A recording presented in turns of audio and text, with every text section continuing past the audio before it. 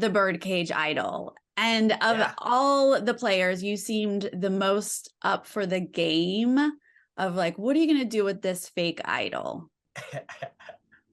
Yeah, I had fun with it. Did you plan on sort of leading Matt to it, or were you open to anyone finding it?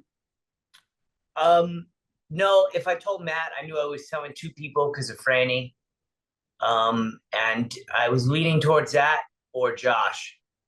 Originally, what I wanted to do was keep the fake idol and the real idol and bring them both to the merge, which hindsight's 2020 would have been pretty cool. It's hard to really. They showed the paranoia that the birdcage creates and created, but it doesn't grasp how much paranoia there was. Like, I think we were going through each other's bags at the time, like seeing, like, people wanted to know where it was, and obviously I had the idol, so I'm like, all right, the only way I can really get everybody off my tail is if I have somebody find the key. So then when you guys are all on the same beach together, you seemed pretty open to target Josh. But then we see a Ratu Soka war. Talk me through Josh first and then tribal lines. So we did the Claire vote, and I gave Franny my word that if she would go with me on that vote, that would go whatever destination, whatever direction she wanted to on the next vote.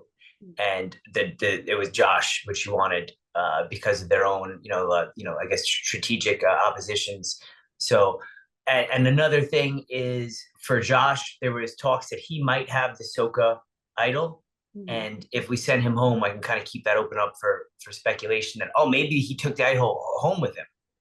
So then you were ready for the Ratu Soka war as soon as you could. Was that in the back of your mind? Yeah, and then having the Lauren, I kept going after Lauren because she had 2 votes, and like people I felt were not acknowledging that. So if you have 2 votes to 10 people, that's 20% of the vote. And then so on and so forth. Is that now? Let's say you get down to 8 people. Now she has 2 votes with 8 people, and now so the Ratu alliance to me wasn't. I believe 5 at the time. It was 6 because of that extra vote, and I wanted to get rid of that extra vote. So now we had an extra vote and an idol over there because that became, well, at the time we thought it was an idol. So that was without that there would be no. I couldn't care less about like the tribe warfare or whatever. But it's whoever had the advantages. If Soka had advantages, I would have done for them. So you end up using your idol on Franny, which was so exciting for those of us watching. Talk me through why that was important at that vote. It was important in that vote because Brandon not only had a beautiful relationship with everybody loved Brandon. Brandon is a challenge beast, super personable, had a one-on-one relationship with everybody, even people on Soka. He got along with Matt. He got along with Franny. And on top of that, though, his level of intelligence was not captured as dangerous as he actually is in real life, because he knew from personal conversations with everybody who voted for everybody in every single tribal of each on each tribe. So even tribals before the merge, he knew that Matt lost his vote from counting. He knew Matt lied to him, which didn't help Matt later on when they had that match tribal when he went home. He knew that Matt lost 2 votes, and when he explained that to me, how he was able to collect this information and then dissect it and make a call on what is happening, it was scary. I was like, yo, this guy's an NFL player. Everybody loves him, and he's freakishly intelligent.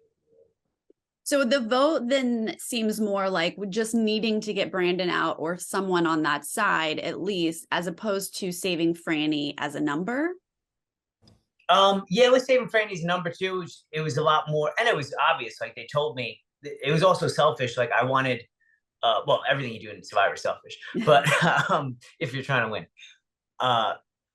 they told me they were voting for Franny. It was a guaranteed idol blindside for the final 3. So if I would have got to the final 3, I would have had a blindside on my hands of a big player. So yeah, it was totally totally strategic, and yeah, and definitely Franny was more of a number. And then with the Kane vote, we started to get worried about if Franny started to to link up with Kane as their number one.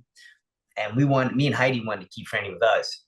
So we went Kane, and we didn't want to tell her that because we're afraid she might tell Kane. Um, and then moving forward, some people were like, "Oh, Franny should have took you to get tacos, because you saved her." I'm like, absolutely not. Like, you make every decision strategically, and Franny knows me by that time. Like, regardless of like, Franny saw what kind of player I am, knows the way I perceive the game of Survivor, and take things like absolutely not personally whatsoever. I would have, and she knew that I would have still targeted her if she brought me to get tacos. You And I were would have. targeting her no matter what. I mean, she at least gave you the time to spearhead it, though. So had she taken you, maybe it would have been harder for you to get that to happen. Yeah, Maybe? yeah. That's a good point. Maybe.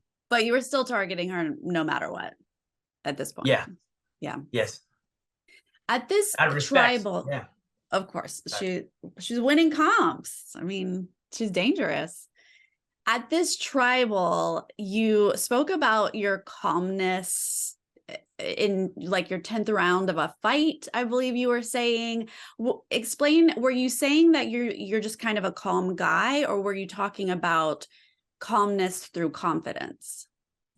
I was talking about, so if you watch a locker room before boxing fights or mixed martial arts fights, you could watch and kind of tell whose first fight it is because they look jittery, they're nervous, and it's a lot of energy, and you should be nervous. Now, my point was that if you look over and you see someone who has 10 fights, they have the same nervousness and the same energy inside, but they have better ways of kind of channeling it, staying composed and relaxed. And I was comparing our tribe, Vava.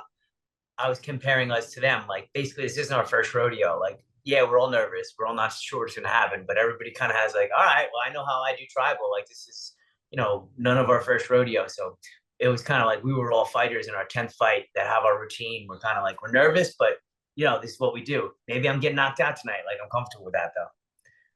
Did you think you might be going this tribal? Yeah. Yeah. Really? Yeah, I knew. One of my favorite lines from The Wire, Omar Little. It's like, you take a shot at the king, you best not miss. I took a shot at the king. I missed. What was your reaction when you finally found out that Heidi was that one vote for you? Yeah, I mean, I was surprised. I didn't get it at the time why she would do that. I didn't see, like, I was trying to find out, like, okay, the way I tried to always dissect decisions that all people on the show would make was like, how does it serve them? And I couldn't find out why it served her at the time. So I had a rough time, so I wasn't really connected to the answer either, because no matter whether she voted against me or not, we're still working together because I didn't really have, the goal was Carson. So like for Heidi to go at me that early, I knew she was going to go at me eventually. That's the nature of the game. That would be really smart, because we kind of worked together. I kind of took more attention, but me and Heidi made a lot of the same moves. So like I was getting probably apparent credit for it, which is a really good thing to take somebody out like that, especially if you're aligned with them. So I knew she was going to. I just didn't see the logic there at the time. So I either way, that's why I went up to her. I'm like, hey, can we get back on the same page now? But she kept telling me she didn't. And I was like, all right, it's probably more beneficial to Jam to vote me out or to throw a vote on me than Heidi. So maybe it was him. We didn't see you get emotional too much in this game, only really when you lost individual immunities did we kind of see the frustration. And you did come in second like a few times. How difficult was that part? Oh, when like Hickson Gracie is like a legendary jiu-jitsu player. He says, you show me a good loser and I'll show you a loser. So I laid my my heart and soul out there, and I was bested by people who were just better than me at in those games. And a lot of people who super crazy mental fortitude. You look at Jam, look at Franny, you look at Lauren, and just impressive people. I'm like I would always go over and show respect to them first. People tend to forget that I did that first. So I'd always go over, gave Lauren a high five, gave Lauren a hug, gave Franny a hug, and then I walk off and I'm be a baby for a minute, and then I'm back to gameplay. So I have emotion. I'm very comfortable with it. I'm very comfortable laughing, crying. But I acknowledge it, I let it flow through me, and then move on to the next one. If you could sum up this entire experience in one word, what would it be? It's adventure. Adventure of a lifetime, worth it? Oh, yeah, definitely worth it. It was absolutely incredible. It put things in perspective. It made my whole life better. Put things in a perspective in a way that I waste less time now, because being away from things I love so much, my daughter, my wife, my family, that's all I thought about when I was gone. So that's all I want to do now that I'm back home.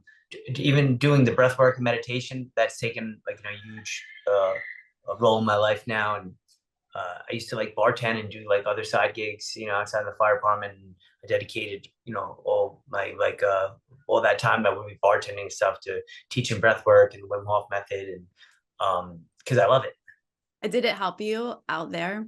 I have to imagine it can just get to feel so crazy out there. Profoundly, yeah, profoundly. And that's when it really showed me the power of it, because I would be I would be down, no energy, totally down regulated, and I would do some breath work with Franny. Me and Franny, that's another thing I wish was shown more. Whether me and Franny were at odds in the game, doing this, that, we always loved each other.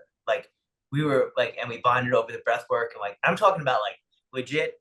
We would go do breath work, and then I'm sure she walked off and was like, "Danny's gotta go home," and I was like, "Ben, same for me." And but we would sit, and that would be her kind of break, and just shut off the world for a moment and just do our breathing. And yeah, it definitely helped. It helped me down regulate when I wanted to go, preserve energy. It helped me up regulate when I need to empty the tank. Well, you were on my draft team. I'm very sorry to see you go, but I I'm really sorry. do I wish appreciate. I could have done better for you. All right. Thank you so much for your time today. Thank you. I appreciate it.